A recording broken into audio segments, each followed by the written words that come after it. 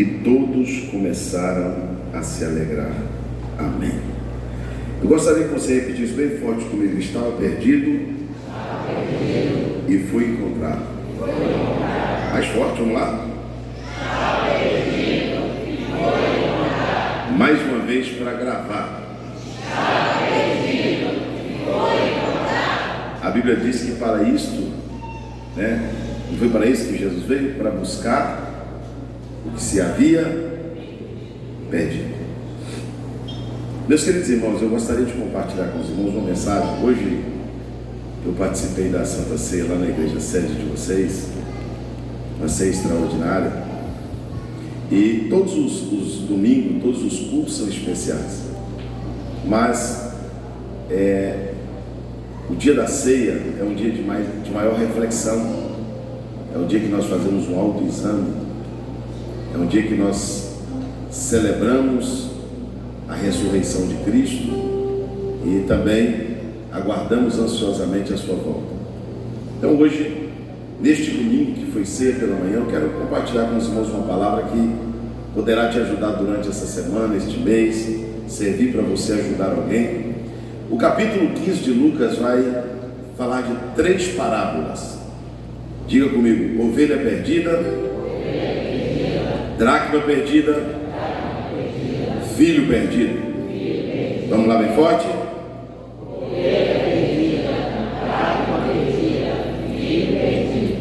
Eram 100 ovelhas, eram 10 dracmas, eram 2 filhos.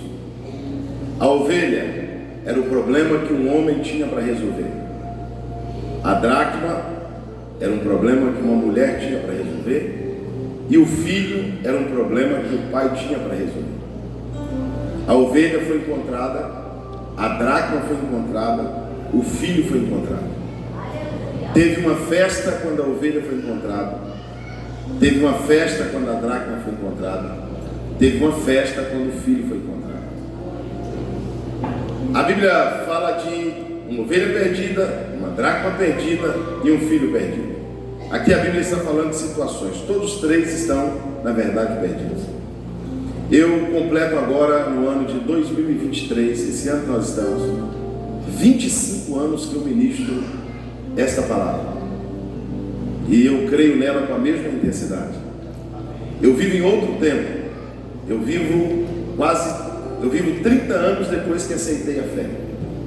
Mas eu continuo tendo a mesma fé e a mesma confiança na palavra de Deus. Só que eu vivo em um outro tempo. Nós, hoje, como igreja, nós como crentes, os pastores, os pregadores, os irmãos, tem uma grande preocupação hoje. Há uma estatística muito perigosa. Existe um grupo de pessoas inumeráveis, que se declaram evangélicos, gospel, cristãos, só que essas pessoas são denominadas desigrejadas.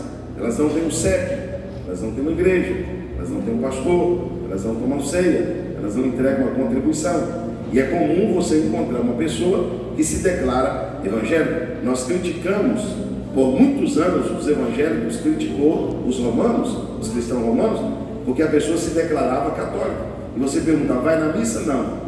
Quem é seu padre? Não sei.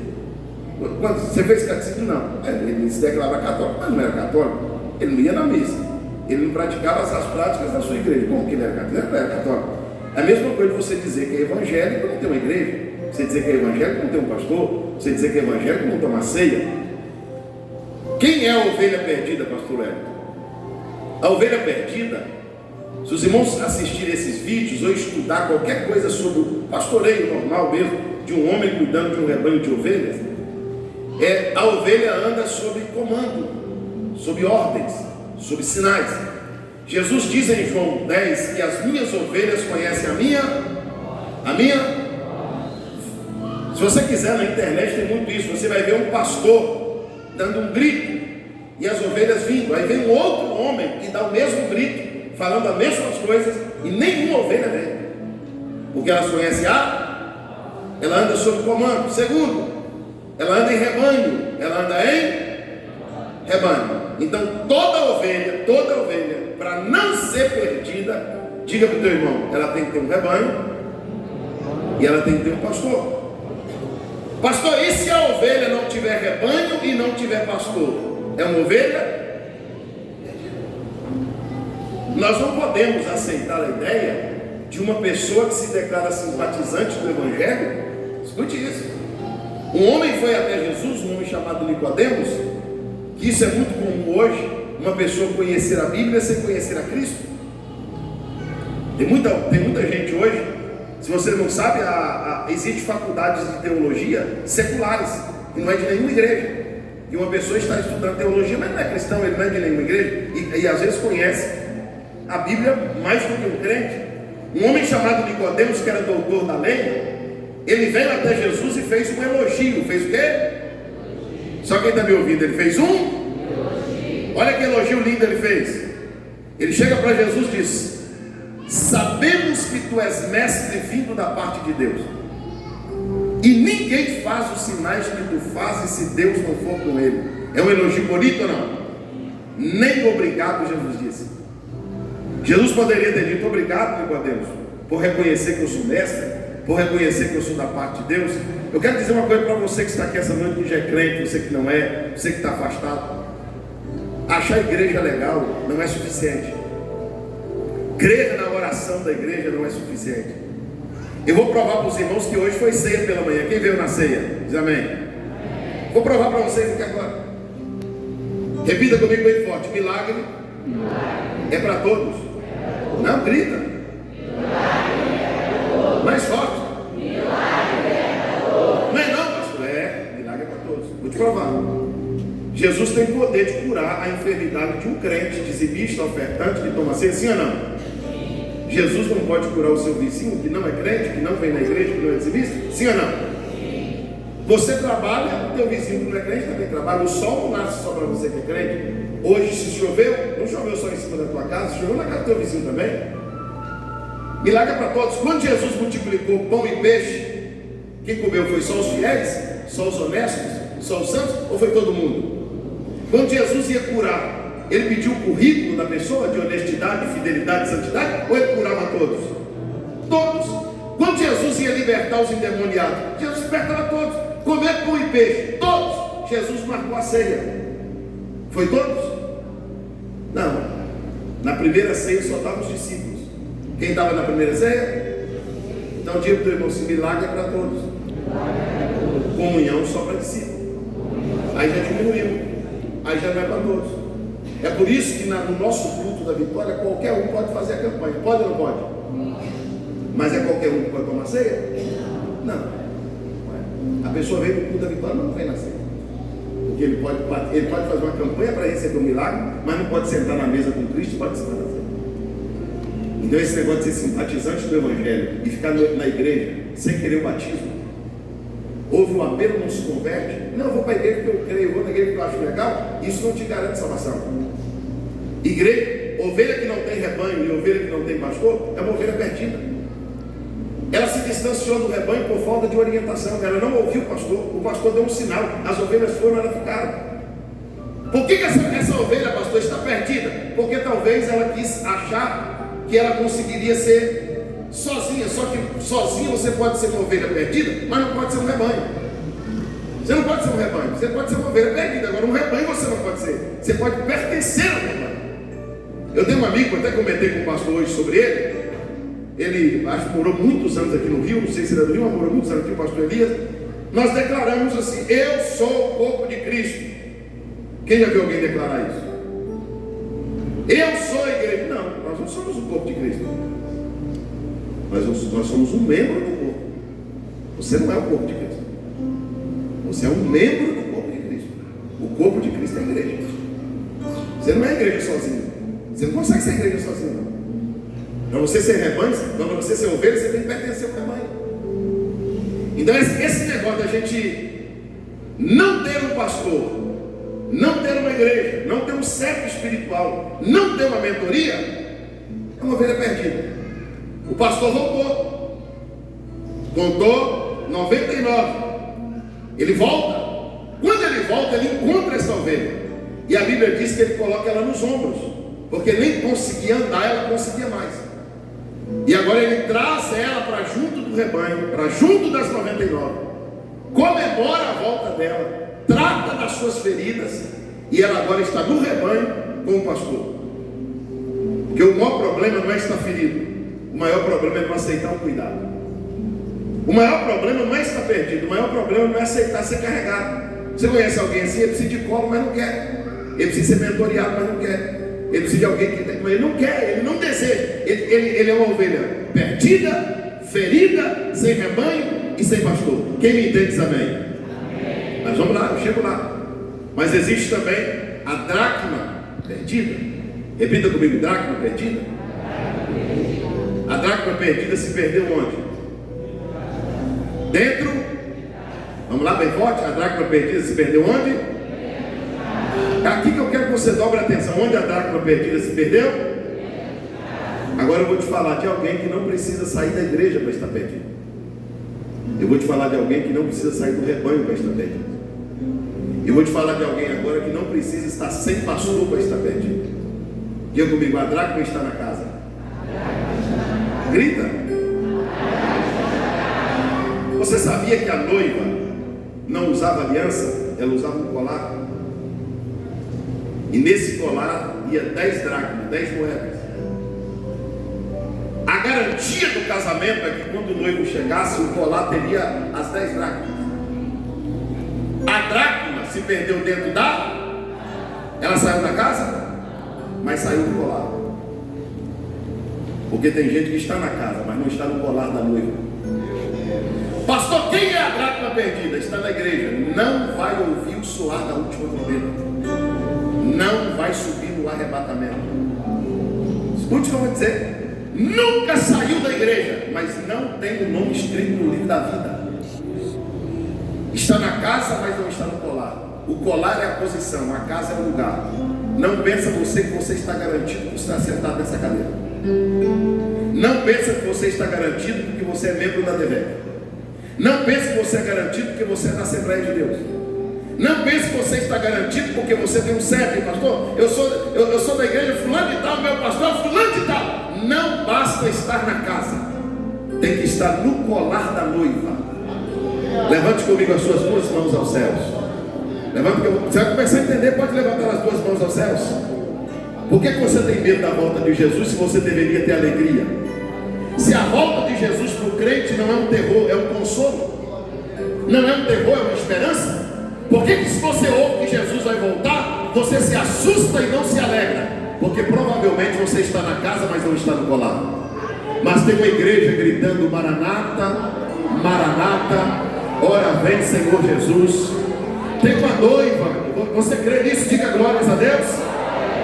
Você concorda comigo? Pode abaixar as mãos. Você concorda comigo que tem um grupo de pessoas que não saiu da casa, mas precisa voltar para o colar da noiva? Você concorda comigo que tem gente que está na igreja, mas não está preparado para o arrebatamento?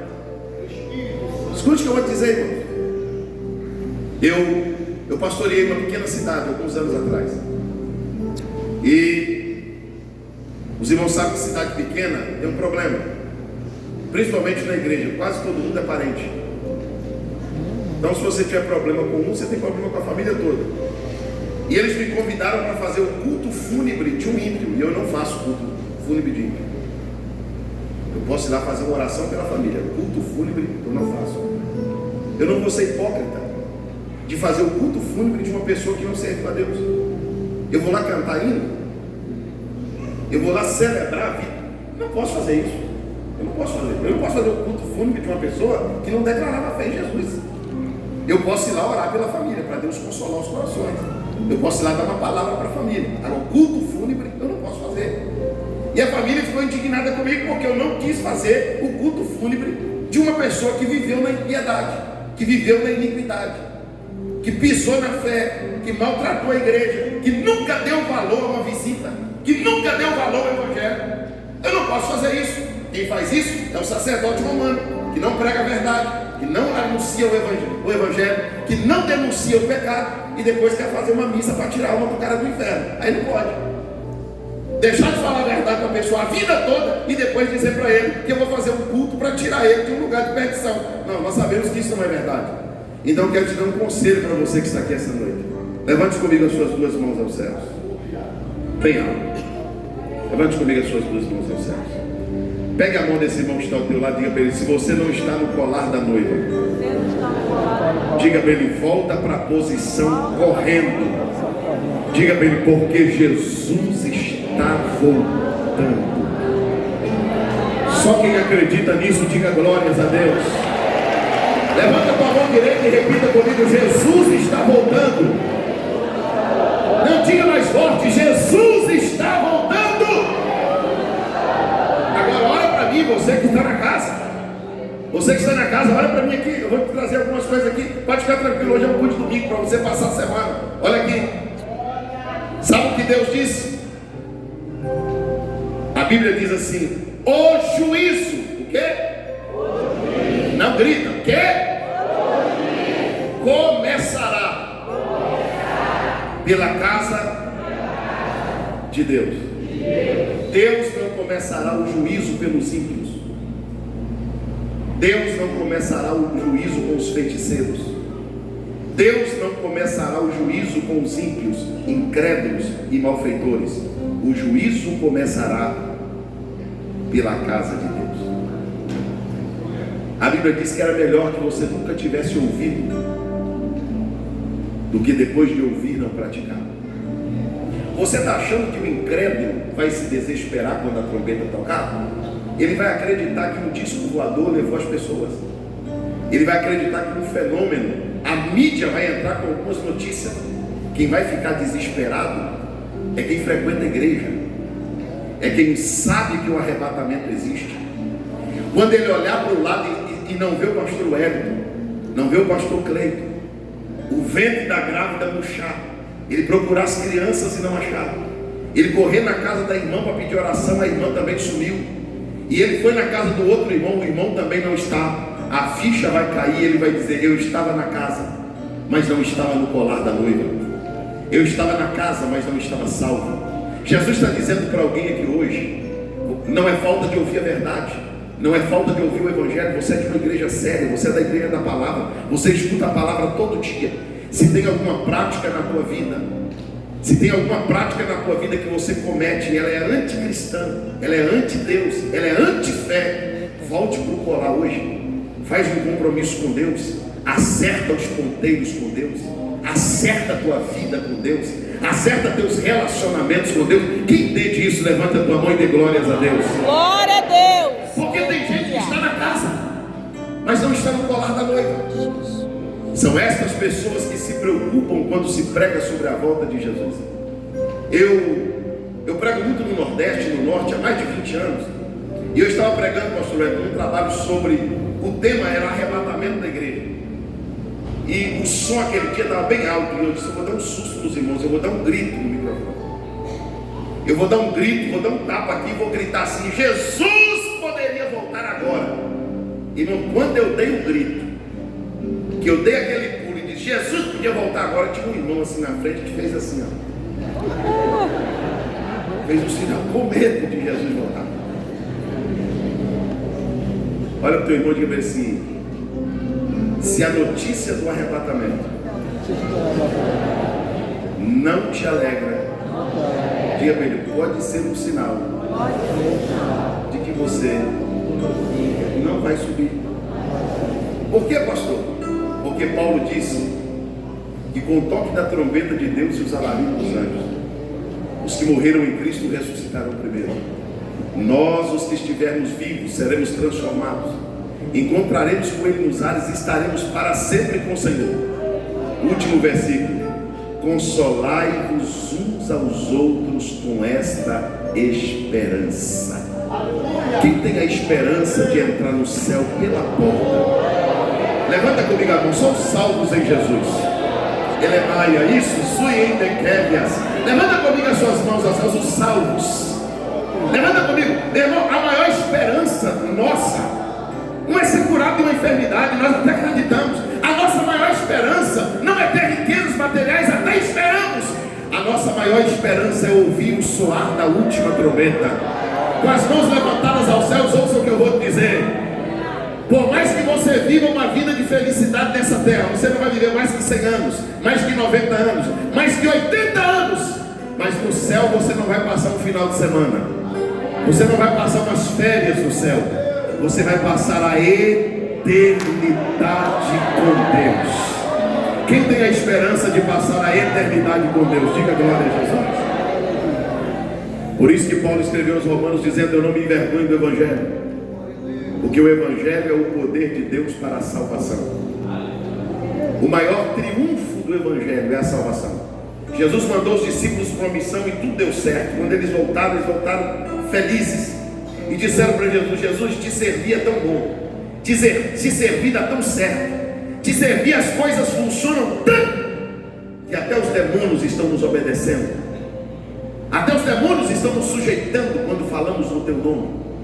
Jesus olhou para os discípulos e disse: não alegrai-vos por isso, antes alegrai-vos, porque os vossos nomes estão escritos nos céus. Quem tem o nome escrito nos céus aqui? Diga glória a Deus. Então vamos lá, diga comigo: ovelha perdida, dracma perdida. A ovelha não tem rebanho, a ovelha não tem pastor e por isso está perdida. A dracma está na casa, mas não está no colar da noiva. Ela está na casa, mas não está na posição. Ela está na casa, mas não está na retidão. Por isso ela está perdida. A mulher acendeu a candeia e varreu a casa. A Bíblia diz que procurou com diligência até encontrar. Porque eu tenho uma notícia boa para dar para vocês. Tem muita gente perdida na casa, que quando a vassoura passar, que quando a candeia for acesa, essas pessoas vão se encontrar em Deus. Essas pessoas vão voltar para a posição, essas pessoas vão voltar para o altar. Levanta comigo as mãos, você que acredita nisso. Tem muita gente querendo consertar a vida com Deus e vai conseguir. Muita gente vai voltar a ter vida no altar. Muita gente vai passar a ter vida de santidade. Muita gente vai passar a ter uma vida familiar saudável. Diga glórias a Deus por isso. Você não vai ser apenas um frequentador de igreja, você vai ser um salvo na presença de Jesus Cristo.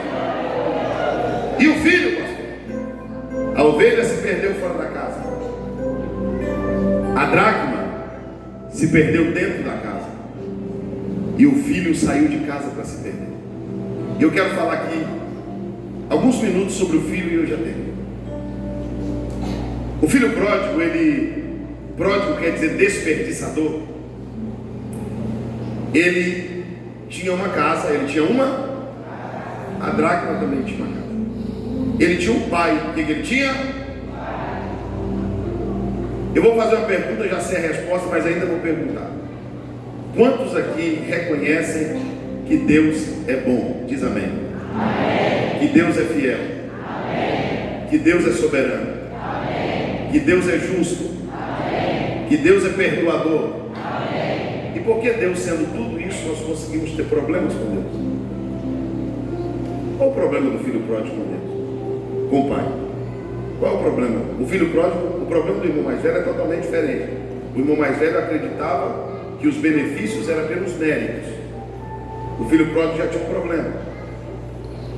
O filho pródigo não conseguia ver a cerca da casa do pai como proteção. Escute o que eu vou te dizer. Isso aqui vai servir em algum momento da sua vida. O filho pródigo, pastor Hélio, ele tinha um espírito que eu chamo de libertário. Ele não conseguia ver a cerca da casa do pai como proteção. A cerca para ele era uma prisão. Quando você começar a ver uma pessoa reclamar que Deus proíbe, que Deus não deixa, que Deus condena, por que Deus não aceita o adúltero? Por que Deus não aceita o afeminado? Por que Deus não aceita o beberrão? Por que Deus condena a prostituição? Quando você vê uma pessoa achando problema num Deus que proíbe, é porque ele não está vendo a cerca de Deus como uma proteção, ele está vendo como uma cadeia. É por isso que você vai encontrar pessoas que têm problema com o Evangelho, e ele vai dizer que o evangélico, ele vai colocar a culpa em nós, como se nós condenássemos, como se nós fôssemos contra, como se o problema fosse nosso. Não, na verdade nós temos a Bíblia, nós não inventamos nada, nós só podemos falar o que a Bíblia diz. Por que tem um grupo de pessoas que se diz crer em Deus, mas tem um problema com a casa de Deus? Porque ele tem um espírito libertário. Ele não aceita as regras da casa, ele não aceita as leis da casa, ele não aceita as leis de Deus. É por isso que aquele filho saiu da casa. Ou você acha que todo mundo que saiu da casa saiu porque não crê em Deus? Que isso, meu irmão? A maioria das pessoas crê em Deus. A maioria das pessoas não são ateus. A maioria das pessoas acreditam na existência de Deus. Mas eles têm um problema com a cerca. Eles têm problema com a lei de Deus. Eles não aceitam que Deus proíba o que eles fazem, o que eles gostam, o que eles praticam. E estas pessoas que têm esse espírito libertário, eles não vão conseguir conviver com Deus. Porque, olha, o pastor falou aqui uma coisa muito séria hoje, antes da pregação. E eu vou relembrar isso aqui, os irmãos. Quem tem mais de 40 anos aqui? Mais de 40 anos? Vocês estão velhos? Nem vou perguntar quem tem mais de 50, deve ter uma turma aí. Todo mundo. Mas olha aqui para mim. Quem foi corrigido pelos pais aqui? Diz amém. Quem apanhou do pai e da mãe aqui? Diz amém. Você é daquele tempo ainda que dois adultos estavam conversando, minha irmã? Que dia o almoço estava top, viu? A próxima vez o almoço vai ser lá. Fez a feijoada hoje. Quem fez a feijoada? Meu Senhor, a feijoada. A crise antes, a feijoada estava extraordinária. Você é daquela época que dois adultos estavam conversando, uma criança vinha, a mãe olhava igual um ciclope para ele, assim, ó. Ele freava, mas não entrava na conversa. A mãe falava uma vez só para a criança. Dificilmente uma criança fazia vergonha para a mãe e para o pai na frente dos outros. Respeitava as visitas. Esse negócio de pedir bênção não era só para a mãe e para o pai, era para os mais velhos. Quem lembra dessa época? Aí a mãe pegava a criança e levava para a escola. Chegava uma professora, pastor Hélio, e dizia assim: ó, tá aqui, se fizer bagunça, castiga. Se fizer bagunça, corrige. Quem foi corrigido na escola? Levanta a mão aqui.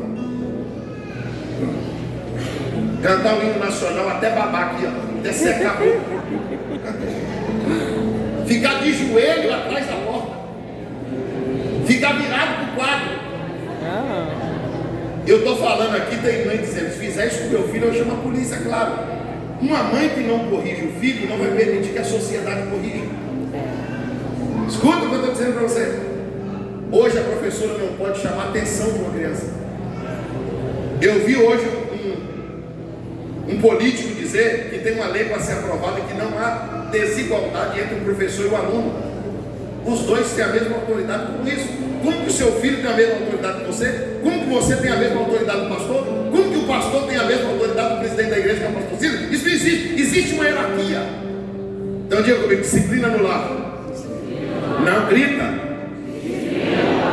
Disciplina na sociedade. Quem tem mais de 50 anos aqui sabe que passava qualquer coisa na televisão?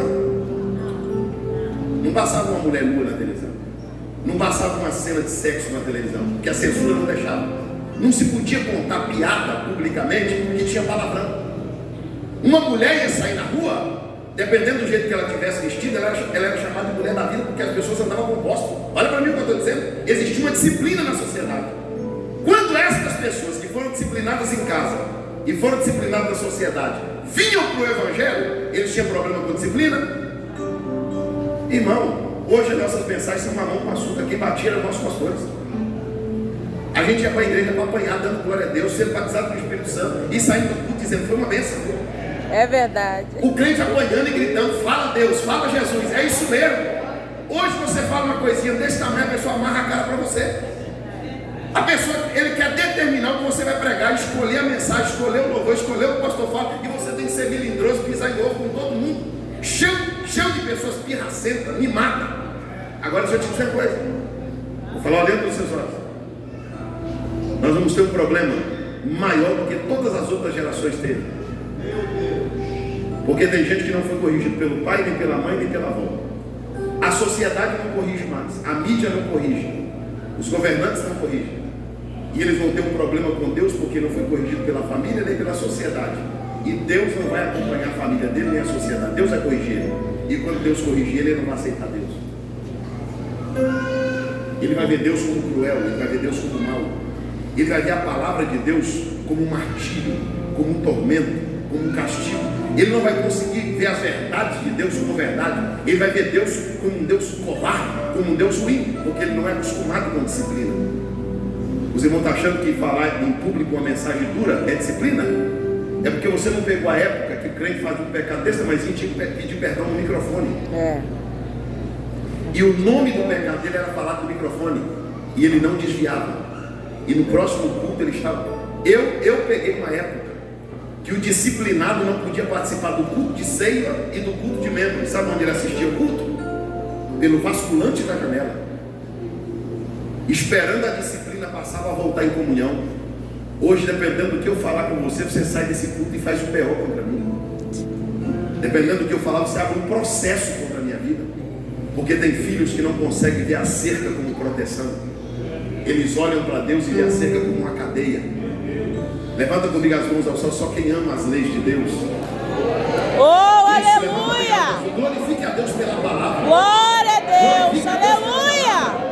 Glorifique a Deus pelos seus estatutos, pelas suas leis, pelas suas verdades. Aleluia, glória a Deus. Levanta a mão que eu vou te explicar agora. Oh, Quem é Deus maravilhoso. O seu filho vai onde quer, anda com quem quer, faz o que quer. Não! Mas você não proíbe ele porque você quer o mal dele, você está protegendo ele. Deus está dizendo: tudo que eu proíbo, tudo que eu digo não, tudo que eu disse que não posso fazer, tudo que eu digo que você não pode fazer, não é porque eu não gosto de você. Eu estou lhe protegendo desse mundo. Eu estou lhe protegendo do inferno. Eu estou protegendo a sua alma. Diga glórias ao nome de Jesus. Glória! Aleluia! Toda proibição de Deus é para isso. É verdade, aleluia! Oh, glória! É, Jeová! Aleluia! É, Deus.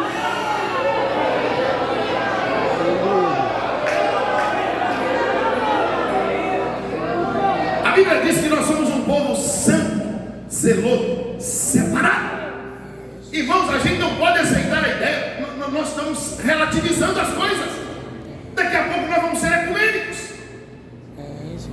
Daqui a pouco a gente vai dizer que todo mundo serve Deus da sua maneira. Cada um coloca o nome do seu Deus. Cada um segue a sua própria doutrina. Não existe isso. Existe uma bússola. Existe uma palavra deixada escrita. Eu e o pastor estávamos conversando ali na sala. Dá muito temor dizer isso. A Bíblia diz que muitos apostatariam da fé, dando ouvido à doutrina de homens e de demônios. Muitos naufragariam na fé.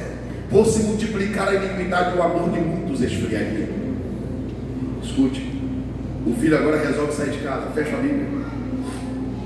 Ele vai até o pai e diz para o pai assim: pastor Wellington, me dê minha parte. O filho pródigo era muito inteligente. Diga comigo, muito inteligente. Não, pode falar. Mais alto. 5 minutos eu termino, dá um grito. Me diga qual geração é mais inteligente que a nossa. Qual de vocês o seu avô fez faculdade? Qual de vocês aí, você pastor, meu avô falava 2, 3 idiomas. Qual de vocês aqui teve um pastor há 30 anos atrás que era doutor em teologia como nós somos hoje? Agora eu quero te perguntar, por que quem você chama de leigo conseguia ter uma vida familiar, espiritual e uma gestão de vida melhor que a sua? Jesus. Você é tão inteligente, por que você tem mais problema de relacionamento? Se nós somos tão inteligentes, por que nós somos a geração do divórcio? Se nós somos tão inteligentes, por que na nossa gestão a igreja está pior do que antes? Se nós somos tão inteligentes, por que nós não somos mais espirituais? Era para ter menos pecado no nosso meio. Era para ter menos escândalo no nosso meio. Era para ter menos divórcio no nosso meio. Era para ter. Você não é tão inteligente? Se você é inteligente, era para você saber mais do que antes. É porque está sobrando doutores, mas está faltando profetas. Jesus. É muita gente que sabe, é pouca gente que ora. Quer prova? Quer que eu te prove? Você tem 2, 3 faculdades. Você fala mais de um idioma. E quando você quer um conselho, você pede para a tua avó, que nem na escola foi. Você procura a sua mãe, que não é formada como você. Porque na multidão do conselho se vence a guerra. O filho pródigo era inteligente, mas não era sábio. Porque a diferença entre a inteligência e a sabedoria é que a inteligência é humana e a sabedoria é divina. A inteligência é de baixo, a sabedoria é de cima. Oh, a inteligência é do homem, a sabedoria é de Deus. Diga comigo bem alto, está sobrando inteligência. Está sobrando inteligência. Está faltando sabedoria. Faltando sabedoria. E o temor é o quê? Princípio Da sabedoria. Agora eu pergunto, vocês respondem já o termino. O filho pródigo era tão inteligente que a parte da fazenda que era dele, pastor Cleide, ele sabia que era dele. E realmente era dele. Era dele ao ponto de ir na mão do pai e dizer para o pai: o que é meu eu não quero na sua mão. O senhor faz o seguinte: o que é meu, o senhor passa para a minha administração. Eu não quero o senhor mandando no meu dinheiro. Eu não quero o senhor mandando no meu coração. Eu não quero o senhor mandando no meu casamento. Por que você acha que tem tanta gente inteligente falida no relacionamento? Tanta gente inteligente suicida. Tanta gente inteligente que não é feliz na família, não é feliz no casamento, não é feliz no ministério, não é feliz em nada. Porque ele é tão inteligente que ele quer administrar a própria vida. Ele quer administrar o próprio ministério. Ele quer administrar a própria família. Ele não tem a humildade de dizer: é meu, mas eu prefiro que fique nas mãos do Pai. Pai é meu, mas cuida para mim. Vou te dar um exemplo prático. Quem tem carteira de motorista aqui? Carteira de motorista. Sua carteira tirada nem é comprada na Bahia. Tirada mesmo? Você fez uma série de exames. Aí você fez o mais terrível de todos. Minas Gerais é um terror para tirar carteira de motorista. Quem é mineiro? Tem mineiro aqui não? Lá você faz tudo certo e eles dão bomba na gente, não deixa tirar. O teste mais terrível de todos é o de rua. Você tem que fazer um percurso e depois fazer uma baliza. Sim ou não?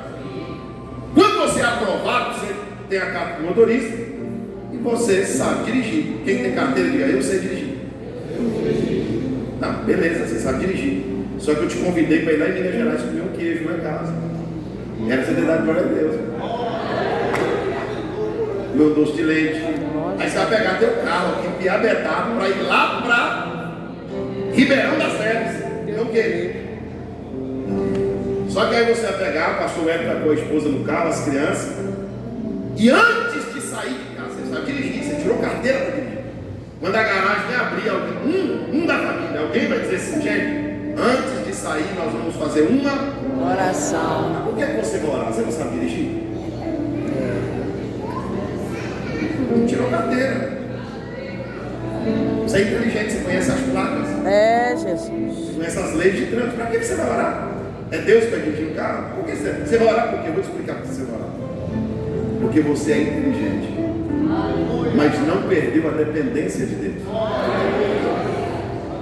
Quando você não perde a dependência de Deus, mesmo sabendo, você prefere que Deus fique na direção. Aleluia! Que Deus fique no controle. Oh, glória! Sabe por que tem coisa na sua vida dando errada? É. Porque você tirou da mão do Pai e trouxe para a sua. Sabe por que tem coisa indo à falência na tua vida? Porque você decide para onde vai, com quem vai, como faz. Você já percebeu que as pessoas não oram mais para comprar, para vender, para casar? É tudo uma inteligência. Eu sei decidir, eu sei fazer, eu estudei. Pastor, eu sou sabido, eu sou ligeiro. Não. Deus na direção não haverá falência. É, Jesus. Levanta comigo as duas mãos bem alto. Aleluia! Põe na mão de alguém e diga para ele assim: Oh, glória! mas deixa tudo na mão do Pai. Mas deixa tudo na mão do Deixa Pai. tua família na mão do Pai, tua empresa